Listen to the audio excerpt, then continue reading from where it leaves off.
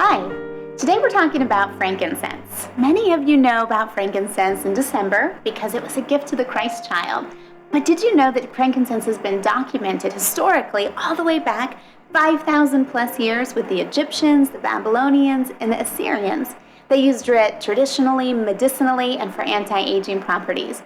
So today I'm going to talk about how valuable, what a gift frankincense is from the outside in, from our skin all the way down to a molecular level, talking about gene expression. But so I don't lose you by getting overwhelmed, let's talk about how you would use it, how valuable it would be to you on a daily basis. So let's talk about our skin routine. So morning and night, you can use frankincense topically on those problem areas that you might have. As we get older, our skin and our cells start to break down. They start to get older. We start to see things that maybe weren't there before. So let's talk about cells and how they break down and what happens over the lifespan of a cell. Most of our cells in our body have about a 120-day lifespan. They have a very specific purpose when they are created from stem cells. They do that job and hopefully do it well, and then something is triggered on a DNA level which causes them to die. It's called apoptosis. Well, sometimes as we get older, things start to break down a little bit. Sometimes we have mutations in our cells and things just aren't as they were when we were at our glowing, around age 22, at our glowing period where we're fertile and we're telling the world that we're ready to have babies or to procreate. That you can see that in women's skin peaking at around the age 22. So why is it important to use frankincense in those areas where you want to look a little bit younger? Here's how frankincense works. As you put it transdermally on your skin, it gets absorbed very quickly.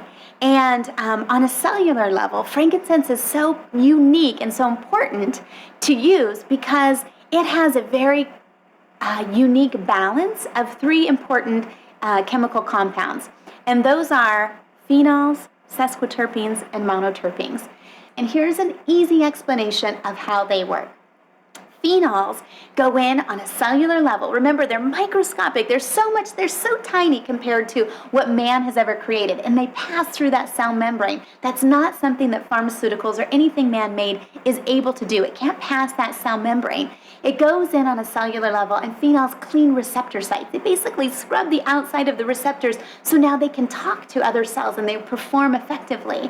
Now, sesquiterpenes go in and they deprogram misinformation on a DNA level. Sometimes we have genes that have been mutated and they don't have that kill switch, basically. It's been changed, or the gene is not expressing the way it's supposed to, and so it doesn't know that it's supposed to die, and it keeps duplicating and duplicating and duplicating, and then we have real serious problems and diseases within our body. And then what monoterpenes do is monoterpenes go in and they reprogram the correct information.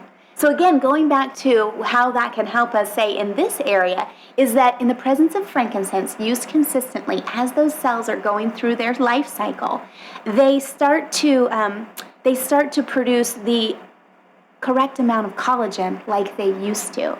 So it's been broken down. Those cells have been mutated in a way from time, from age. Those things happen. And in the presence of frankincense, it starts to rebuild and repair those cells so that the correct amount of collagen, or like it was when you were younger, is now expressed in those cells. So it's not just reduces the appearance of fine lines and wrinkles, it actually helps to improve the overall health of your skin. So how do essential oil molecules work? If they come from a plant or a tree or a flower or a fruit, how do they work with a human body?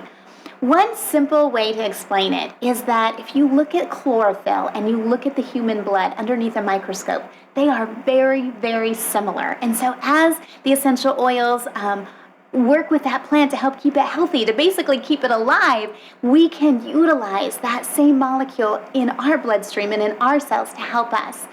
Even if you don't believe or have never used essential oils, there's been studies done just by walking through the forest. The conifer trees give off monoterpenes into the air, and you breathe those in and get them into your bloodstream, get them into your system. They measure people's blood before they go for a walk and after they go for a walk, and they can physically measure the monoterpenes in your system. So many people say they They are happier when they're out in the woods, when they're hiking. They sleep better at night. That's one very passive example about how essentials work and how you have used them, whether you know it or not. But let's talk about frankincense. I get nerdy excited when I talk about frankincense. This isn't something new that we're just throwing out and you should try it. It's new on the market. It's the latest thing. 5,000 years of documented history about using this topically, aromatically, and internally. So when we talk about things on our skin, cells that are growing out of control, whether they're internally or also on the outside, we can think about things like skin tags and sunspots and age spots and moles.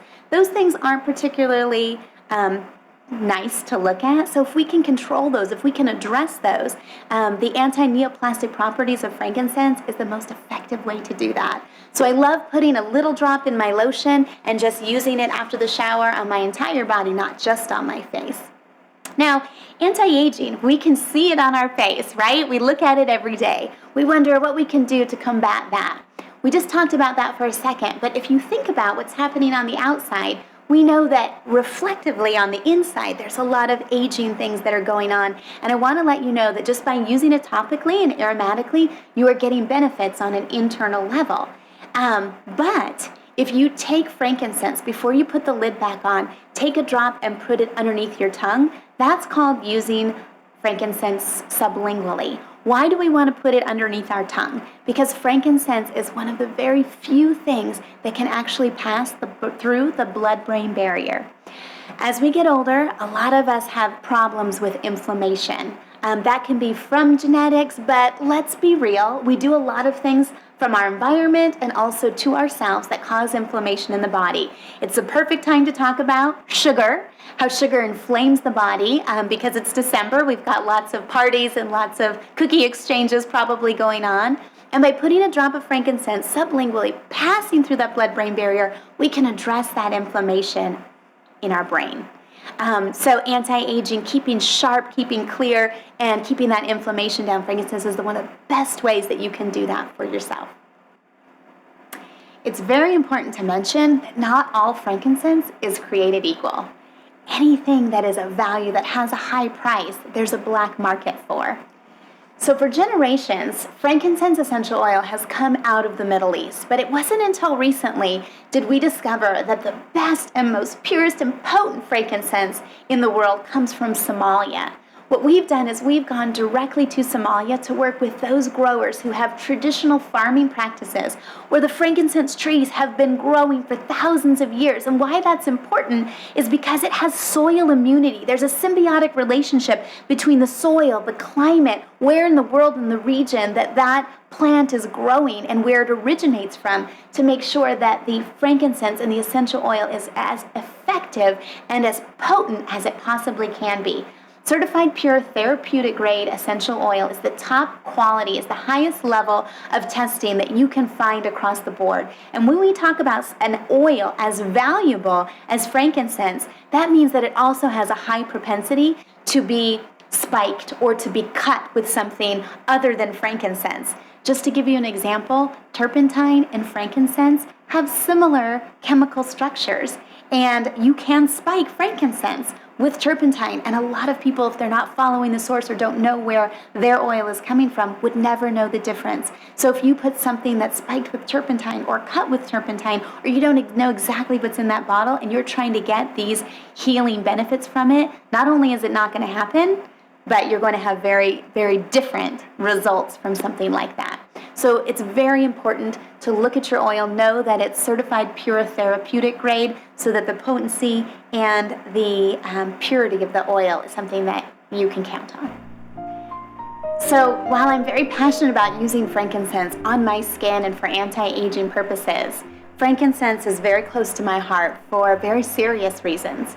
When I first started getting involved with essential oils or starting to research about essential oils, frankincense, the king of all oils, kept coming up. I'm sure I am like many people who have had a loved one afflicted by cancer. My mom has had cancer 3 times. And as I started researching frankincense and how that might support her body in preventative ways, I was fascinated by the research behind essential oils. This oil changed the trajectory of my life, of my career, of what my husband and I do. And it fascinates me every day at what a powerful oil this is for gene expression, for preventative reasons, and just on an overall cellular level for your body. So this is a gift that I gift myself every day, morning and night, and under my tongue. We diffuse it when we need an uplifting feeling, and it also is a gift for you. Granted, it's a gift for purchase, a gift with purchase in December, but it's a gift nonetheless, and it's only a click away.